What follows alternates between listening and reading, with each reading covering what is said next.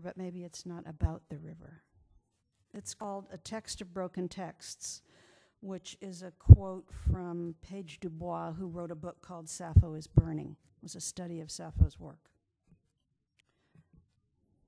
Under every river is the floor of the world, and curling downstream a beautiful ribbon printed with the story of where water comes from and returns. Under the sea is the mother of the world, and from her fiery body islands appear and begin their march away from their birth ground, spangled dots above the waves. From cliffs and shores, I've seen many islands, sister and brother islands across a rocking plain of water. Long sweeps of waves mark their beaches like brushstrokes, leaving a hint at the tide line of a poem taken back again into the body of the sea, time after time. Who speaks for anything? Who can hold the paper or the brush long enough? Is not everything we know a little island set off from something larger, a shoreline to walk while thinking, while imagining? Doesn't every story begin ankle deep in the sea? Hey, water, water, water. So my plan today is to read some new poems and then some poems that have to do with certain occasions. Does that sound good? Okay. Yes, I am a Facebook person. Interestingly enough, what Facebook has done for me is put me in touch with a lot of other poets that I ordinarily would not see very much, or maybe never at all, and I've had conversations with people, but this way I get to kind of be following along in their life. But right before the month of August started, a poet from Northern California that I had met one time, named Molly Fisk, had said, "Oh, I'm just not writing very much lately, so during the month of August, I am going to write a poem a day. Does anybody want to join me?" So I wrote and I said, "Yeah, sure, I'll join you." And pretty soon it was up to 41 people who were going to write a poem a day. And if you wanted, you could share your poems with others, but I didn't want to do that. So every day Molly would send out a topic, and you had to try that one.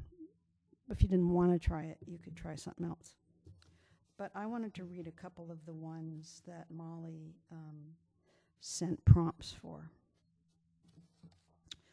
One of them I can't read because it's one block of prose and 10 lines of poems, of a poem that I wrote jammed together. I wish I could read it, but I don't think it will work. Maybe. I'll try. Anyway, this one's called Redeemed. The topic for the day was redeemed. And the superscription to the poem sounds like it comes from something, but I made it up. Redeemed. This is the superscription. And we shall all be in our good bodies, washed in the blood of the Lamb. And Christ shall come from a golden cloud and sit at the right hand of the Father. And the Father shall call out our names, and in an instant all our sins shall be known to the multitudes. And we shall all be known to each other in our wickedness. Maybe it was in 4th grade at St. Mary's when Sister Perpetua told us what our fate was to be at the Last Judgment. We would stand in the largest crowd we had ever known, and God the Father would tell everyone our sins. What would happen after that, when everyone knew in 2nd grade I had stolen matches from the church and taken home a marble from school that I did not return, I couldn't imagine. And over the years, the same scene has come to mind, the gathering of everyone who ever lived, all of us in the healthiest body we ever had, and all wearing clothes as white as the driven snow. Not that the facts got in the way of my fear of that reckoning, as in, where would everybody stand? And how could everybody hear over the tumult such a crowd would generate, even if no one was really talking but God the Father? And some of us would be 2 years old, and some of us would be in our teens, and how many would actually be in a body past 40 years of age? I add that it had always concerned me that the mental age of each person was not factored in. It could be that some sins would be more embarrassing to those who listened to them than to those who committed them, and where would the justice be in that? But since I have been redeemed, I don't worry about the last judgment any more than I worry about making the last payment on our house. Forgiveness, it turns out, is capacious, when all we had ever been taught was that it was capricious. I was redeemed when I turned and went back to Sodom, to the friends and neighbors I had lived among all my life. Nothing happened except I didn't fear the fearful anymore. I don't know if my redemption took place on a Sunday or not. The stores were open, the markets were full of shoppers buying their food for the week. We all greeted each other as we passed in the aisles. It was as if nothing had ever set us apart from each other. We didn't even fear death, because death was just another experience we would all share at some time, either near or far in the future, but certainly beyond our current sense of things. Redeemed. You may be redeemed too if you like. Let's see. Okay, I'm gonna maybe have to try this. I don't want to, but I think I might have to try it. I'm gonna read one poem that has another thing inside of it, so you just have to open your minds. The directions for this poem were to write 10 lines, but it had to be put in between 10 lines of something else. And at that moment, I was reading a book, which I often read, called Japanese Death Poems. The Japanese death poem, and I'll read the superscription to this poem so that you'll know. The Japanese death poem, or jisai, is traditionally written by monks and haiku poets immediately before their deaths. But also people write them whenever they like. But the deal is you're supposed to write something right before you die. So how if I just do that? Or do you need me to be on the mic?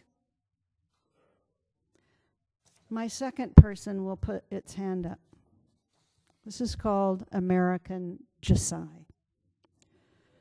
When I was most depressed, this is the death poem, or jisai. Certain scenarios would play in my head of a Japanese poet named Kaisho.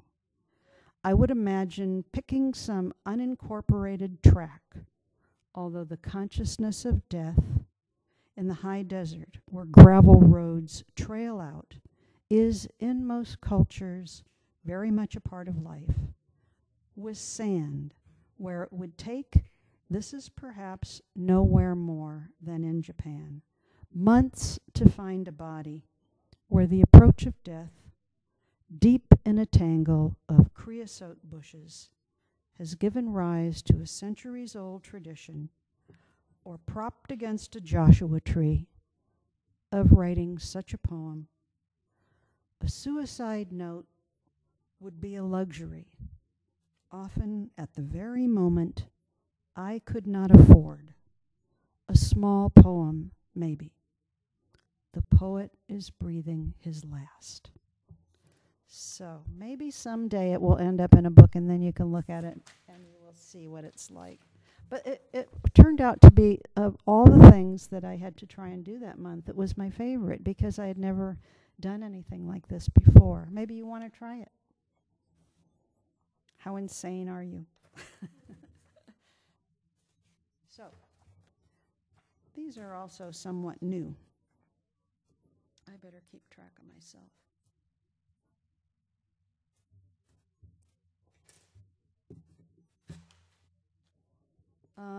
I'm going to read this poem, which is somewhat new, and I want to read it in honor of the fact that this day tomorrow that's coming, October 11th, is National Coming Out Day. I also want to read it in memory of many teenage gay folks who have recently decided that they have to kill themselves because their lives are unbearable.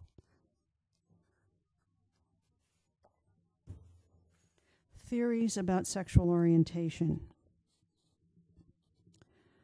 The talkers have argued for a long time about sexual orientation and will keep talking themselves into textbooks and erase and revise and revisit.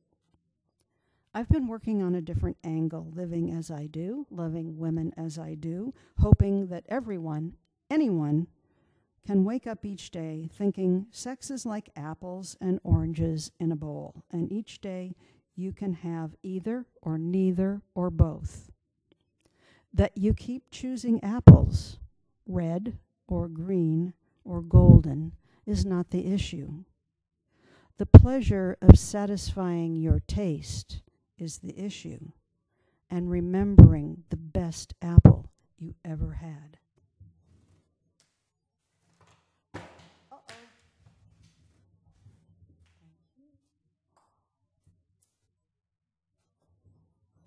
Takes a licking and keeps on ticking.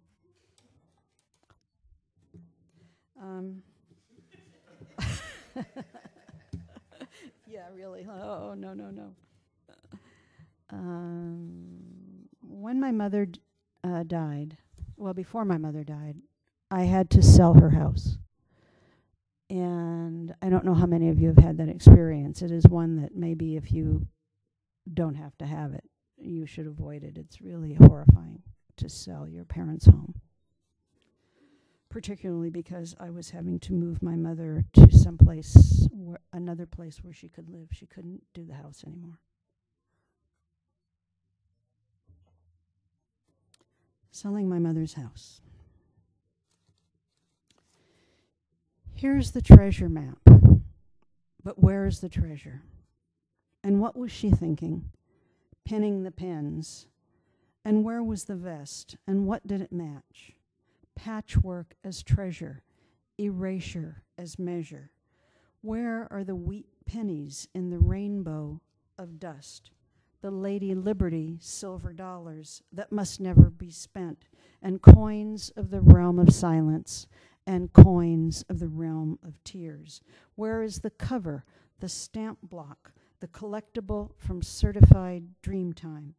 Let me shake the tin plate passed down from grandmother.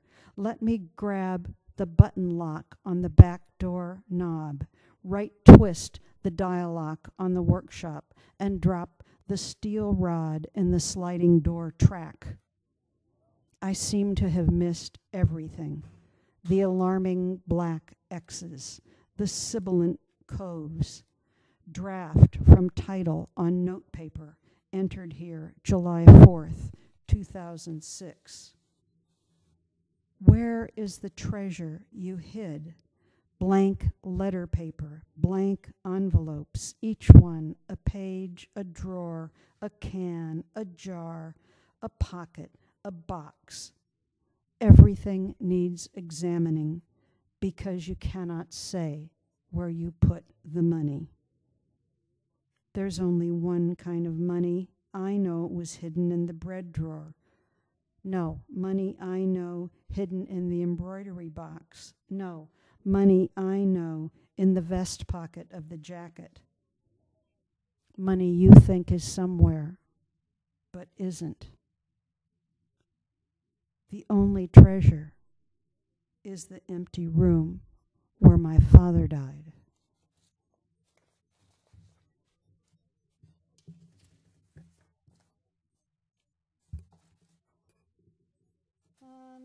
Every now and then, I I attempt to do something formal. So here's a little poem.